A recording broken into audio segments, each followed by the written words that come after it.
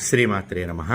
జ్యేష్ఠమాసంలో వచ్చేటటువంటి శుద్ధ దశమిని దశపాపహర దశమి అంటారు. దశ అంటే 10, పాప అంటే పాపములను, హరించేటటువంటి దశమి.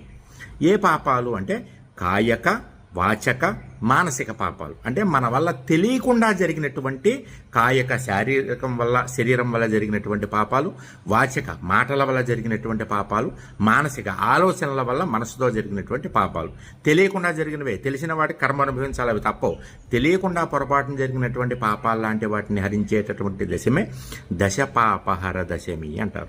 ఆ రోజున ఏం చెయ్యాలి అంటే గంగా స్నానం చేయమన్నారు. మనందరం గంగలో స్నానం చేయలేం కాబట్టి ఏం చేయమన్నారు అంటే పంచగంగల్లో వీలైతే ములగమన్నారు.